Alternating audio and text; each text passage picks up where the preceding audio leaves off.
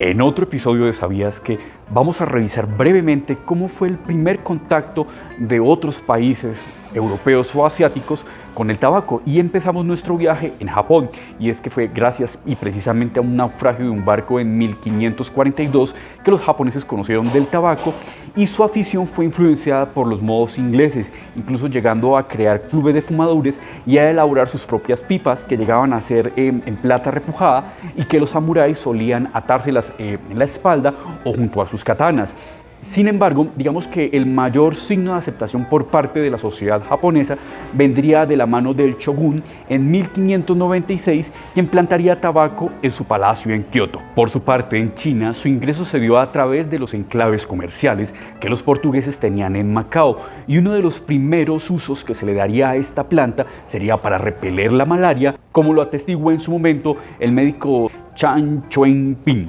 Ahora, en nuestra transición de Asia a Europa, haremos una pausa en Rusia, y es que cuando Pedro el Grande se convirtió en zar en 1689, revocó las leyes que imponían castigos a los fumadores. Y aunque para los rusos no fue su primer contacto con el tabaco, la llegada de Pedro el Grande fue importante en la cultura del consumo del tabaco, ya que él era un gran entusiasta, y esa afición fue enseñada por un general escocés llamado Patrick Gordon, y a manera de retaliación hacia todo aquel que había impartido castigo por fumar, como fueron digamos, los representantes de la Iglesia Ortodoxa, el zar Pedro el Grande impondría impuestos para quienes llevaran las barbas muy largas, lo cual era muy común entre los religiosos ortodoxos, e incluso llegando como de castigo precisamente a cortarles las barbas a ellos. Y ya que mencionamos de que el mentor del zar había sido un escocés, llegó el turno a hablar de Escocia, y es que los escoceses precisamente disfrutaron del tabaco en polvo mucho antes que los ingleses, ya que por las condiciones climatológicas de su país, pues era más sencillo para ellos inhalar rapé que mantener una pipa encendida. Incluso hay registros de antes de 1636, y de hecho su influencia provenía de los irlandeses, y es que pese a que el rey Jacobo I el reinó de Escocia antes de reinar Inglaterra, la cultura de los escoceses por el rapé era tal que se le denominaba smashing, que en galeico significaba esnifar polvo. Pasemos a hablar ahora de Australia, y es que a comienzos de la década del 70 del siglo XVII, la tripulación de James Cook a bordo del Endeavour llegaría a Australia encontrándose con 16 especies del género Nicotiana, y sus nativos la consumían de forma muy similar a sus pares en América, pero no solían cultivarlas debido a que por las condiciones del continente esta gente era nómada. Por algún tiempo, a Australia al comienzo se le conocería como New Holland, en reconocimiento al ser los holandeses los primeros en descubrir la costa occidental en el siglo XVII. Sin embargo, debido a la poca disponibilidad de colonos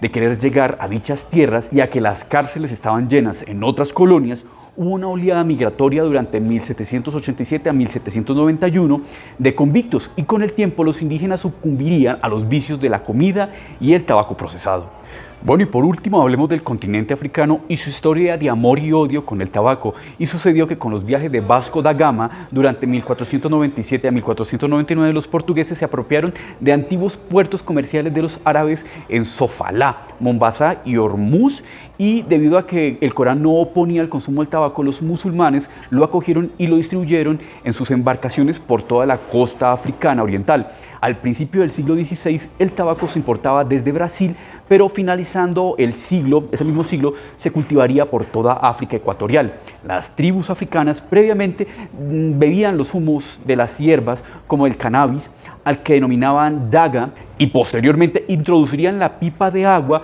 para fumar tabaco, permitiendo disfrutar de los humos con baja temperatura. Más tarde elaborarían pipas con diseños y materiales propios de cada tribu. Asimismo, también hubo consumo de tabaco en polvo, como fue el caso de la tribu keniana los Masái, quienes incluso fabricaban recipientes especiales para el rapé. Desafortunadamente, el comercio de esclavos interrumpió esa cultura del consumo, llegando los portugueses inicialmente a pagar con tabaco entre las tribus para poderse llevar a las personas y someterlos a trabajos de esclavitud, y posteriormente venderlos a España o a Inglaterra, a sus colonias americanas.